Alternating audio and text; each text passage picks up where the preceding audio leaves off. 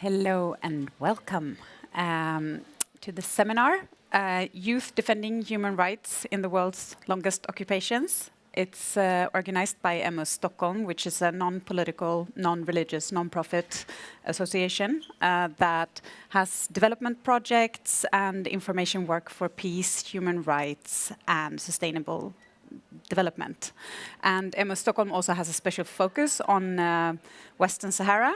So with funding from Forum Civ, Emmaus runs information projects to spread awareness about the issue of Western Sahara and the consequences of the occupation. So today we have a seminar where we will talk about life in the world's longest occupations, Palestine and Western Sahara. I will be moderating, and my name is Anna Roxvall. I'm a journalist and author. I've written a book about Western Sahara, so I guess that's why I'm here. Here, our guests are Mohamed Mayara. You're from Western Sahara. You're a media activist. You're co-founder and coordinator of the collective of independent journalists, which is called Equipe Media. And you focus on break the media blockade by Morocco against Western Sahara and report about oppression of those working for a free Western Sahara. And then we have Mahmoud Al-Sersawi. You're an assistant professor in of mathematics. You're a Palestinian independent activist, born in the Gaza Strip but currently residing in Sweden. And I know you work as a mathematics and physics teacher, right? Yes.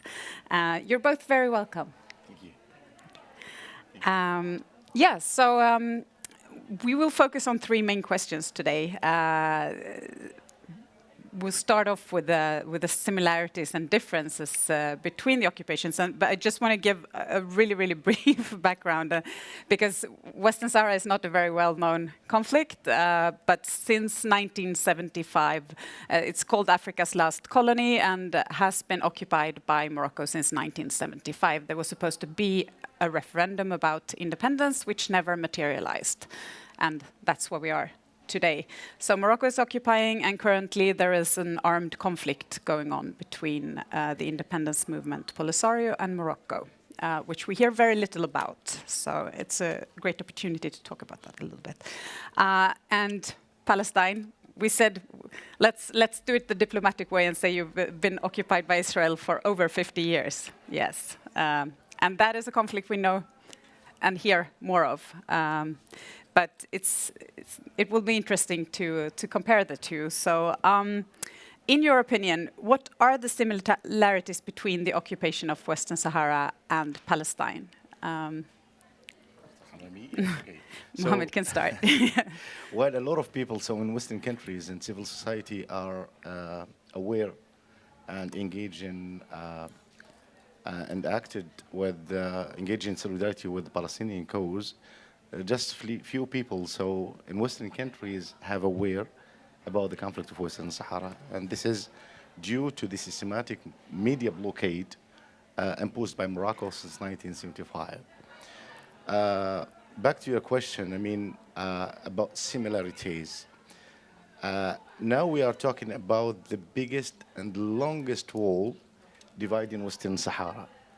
So built by Morocco during the First War. Yeah, you have the sand berm that is the world's longest. 2,700 kilometers. So was like the most contaminated area in the world by landmines by Morocco in order to maintain its illegal occupations in Western Sahara. And of course, one of the similarities are the systematic policy by Morocco in Western Sahara for reinforce its presence, its illegal occupations, and send settlers to the occupied Western Sahara to change the demographic situation. They push the Sahrawi to leave the country while they send troops of settlers and they give them all the possibilities and facilities to live in Western Sahara. And also, I think that the systematic plundering of natural resources. And by the way, we are part of, a new campaign with our colleagues in Palestine in order to pursue the companies that they import the products coming from Palestine and from Western Sahara, which is violate the international law. Yes. And I think that the systematic violations against the Sahrawi and Palestinians, of course, so with impunity, we have a lot of, hundreds of Sahrawis are still unaccounted for since the beginning of the invasion. And till this moment, the Western Sahara is still, closed in front of the international media and the observers, and they could not access to the Western Sahara in order to see what's happening in the territory. So therefore, we are a part of, this young people that organized themselves in media or human rights organizations to help to break this systematic blockade, as you've told before. So let's save some similarities for Mahmoud as well. Okay, I will add a little few things. Hang on, we don't hear you. I will add small things with my brother. The first thing is that the two conflicts is built by European countries, or I'm sorry for the word that I will use, the white man. Maybe in Palestine, they had a problem in the beginning of the last century with Jewish. I'm sorry for this word also. And they sent them to us. In Western Sahara, they built a problem in this area such that the people fight each other, and then they couldn't have the time to improve their countries, and at the same moment they can have resources from all sides. Beside the wall that my brother spoke about, and beside the demographic change, we have the same thing in Palestine. I will add that the negotiation in both situations has no No results? no result. In Palestine, we negotiate, I think, 30 or 40 years, something like this. They have the same thing because, in my opinion, this world don't want these problems to finish. So if those are the similarities, what are the differences then? If I speak, for example, this is the background of the conflict. The root of the Palestinian conflict is historical, and maybe, I don't know exactly if I will describe the religious roots, probably. But the Western Sahara is listed in the top of the non-self-governing territories according to the United Nations. Maybe we can talk about that. The Sahrawi are well represented by Polisario, which is one organization. And in Palestine, you can find, for example, factions of resistant organizations that still fight in more than 4 decades or 5 decades long. We are trying to, discuss to break the ice and to bring the Palestinians and the Sahrawis and unify the struggle, as we have the same enemy and they have the same allies. They violate the international law and they try to maintain what they called it the realism, the realistic, policy, which is to maintain a legal occupation in both sides, in Palestine and Western Sahara. Okay, on my side, I will add for the point of religion roots of the conflict. In Palestine, we have some religion roots. In Western Sahara, these roots does not exist. So this means that when you market the conflict for the Islamic world, they will accept or agree or follow the conflict in Palestine, and they will think the conflict in Western Sahara is a civil war, something like this. Because even me, before a few years, I thought that this problem is between people from Morocco and people from Morocco. I don't know, I didn't know that these are different people.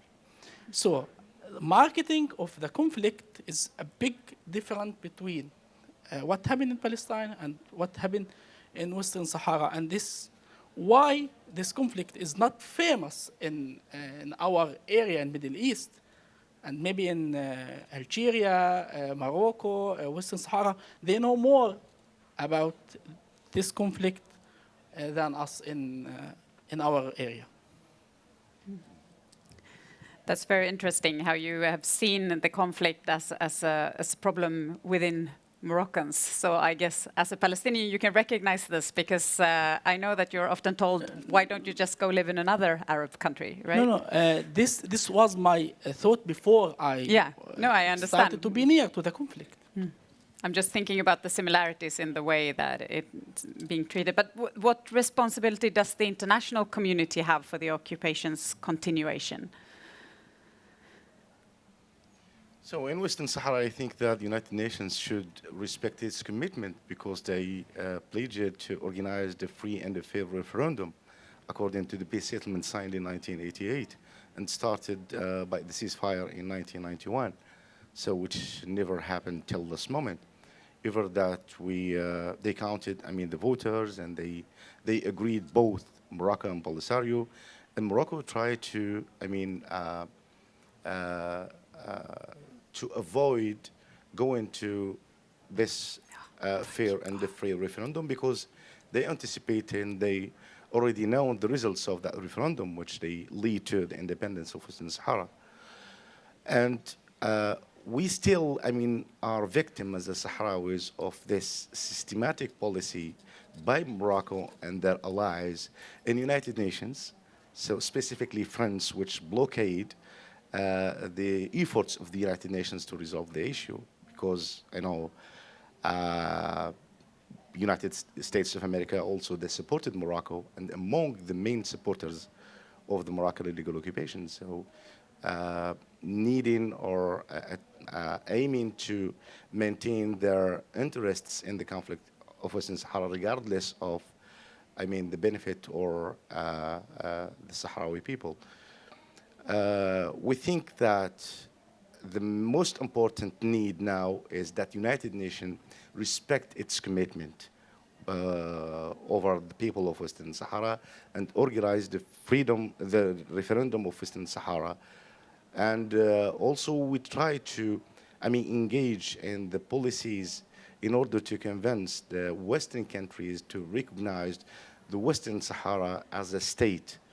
If Morocco do not obey its commitment itself, and as Western Sahara is listed in self-governing territories and never been part of Morocco historically, and according to also to the scores of resolutions of the United Nations, or as the consultation given by Mr. Hans Corell, which is the Secretary General Assistant, who said that Morocco have neither the sovereignty nor the right of administration in Western Sahara.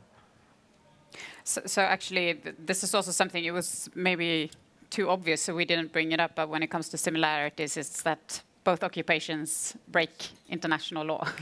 They violate international law. So Mahmoud, what responsibility does the international community have? In my opinion, or I'm sorry for this word again, I don't trust the formal international organization, because a very long time and a lot of rules and decisions that they gave for this conflict without any effect on the real world. So this means that even if they have more decision, they will not be able to do it. maybe I can trust people. They can, they can change something.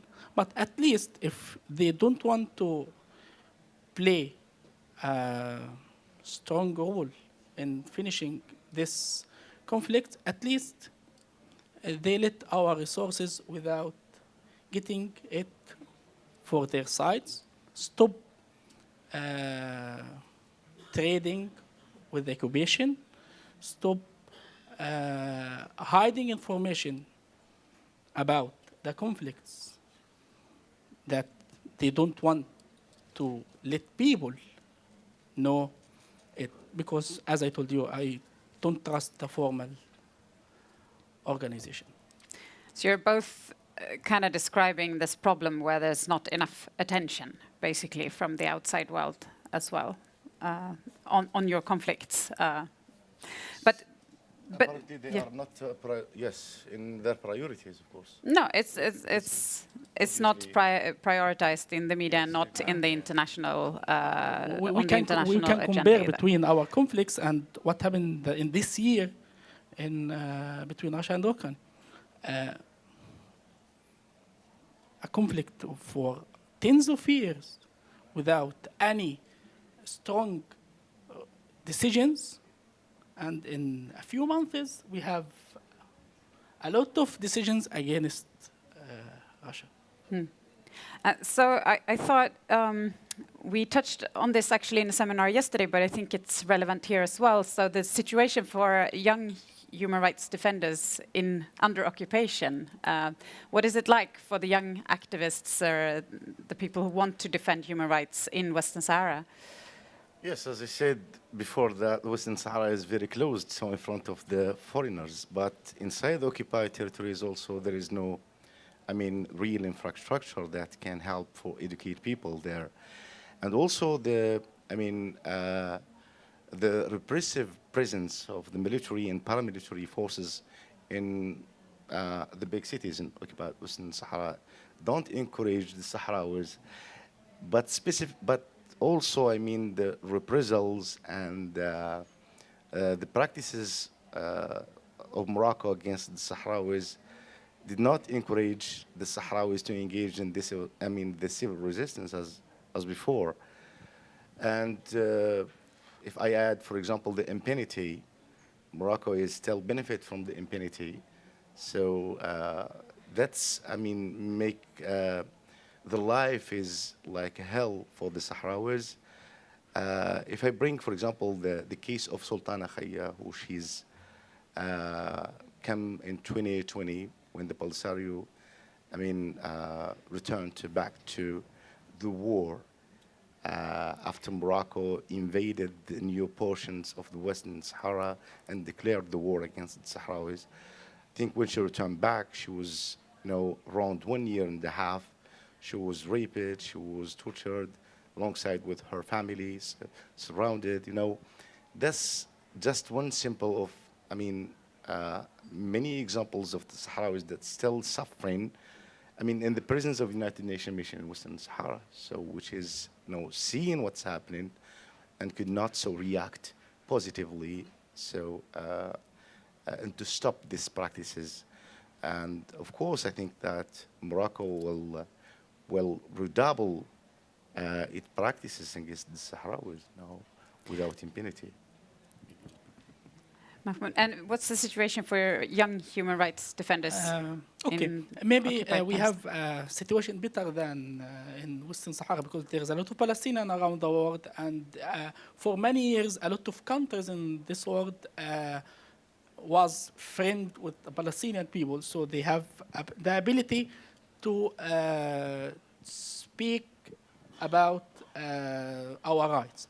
But in the last years, they started to have an opposite dealing with Palestinians. A lot of journalists from Palestine, they fired from their works these years because they have to stay with the story that the occupation want, or they can go out from the journal or from the website that they're working with. A lot of people that I know working here in Europe, and they're fired. You have to stay with us or you go out. But as I told, we have situation better than in Western Sahara. So you have a bigger international solidarity with your cause than Yes, maybe the Sahrawis have. We have a population more than in Western Sahara, so you can find Palestinian in any city in this world. So if you can close the media in the face of someone in another place, you can find another one can speak. Okay, so we talked about the similarities, so I will sum up a little bit. So among the similarities, you've got actual physical barriers between the territories, right? You've got the wall in Palestine, and you've got also the wall, the berm, the big sand berm that is very little known of, that is separating the occupied parts of Western Sahara from the parts that are actually controlled by the independence movement, Polisario, making it very difficult, of course, for people to travel and to communicate. And then you also talked about natural resources. I know for the Palestinian part, it's mainly the water, right? Water and trees. And gas. And gas, okay. Because in the last years, they found that there is a lot of gas. There's a lot of gas on the Mediterranean Sea, near to Gaza. And in the last 15 years, there is a fight for this gas. So there is a plundering of natural resources in both territories, and for the Sahrawis, it's the fish and it's the sulfates mainly, right? Yes, phosphate deposits. Yes. Yeah, and also agriculture. Sorry. Yes, plant agriculture. And agriculture, yeah, exactly. And also you are in a situation where the negotiations have been going on for decades and decades without any proper outcome, basically. But when it comes to the differences, maybe the roots of the conflict are a bit different. And like you mentioned, Mahmoud, you've got a situation where the Palestinians and the Israelis, at least from the beginning, are two very different people, and you have different religions, so that makes it more easier to describe to the outside world. It's easy to market this or to sell. I'm sorry for this word again. To sell this conflict to the world. Yeah, and that's true. In these days, you need to sell a conflict, right?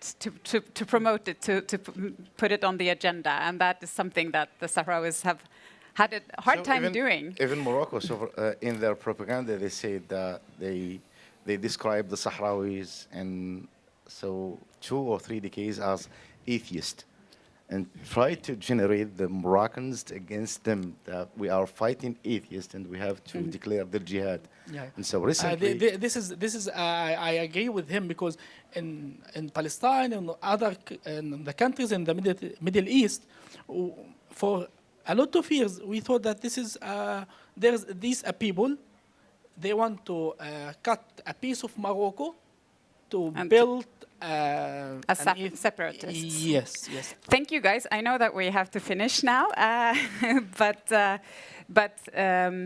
as you also mentioned, it's important to build bridges and exchange experiences, and we got a chance to do that now for a few minutes. We thank you very much in the audience, and Mohammed and Mahmoud, they will be around here mingling a little bit in the next minutes. Thank you. Okay. Thank you. Thank you very much.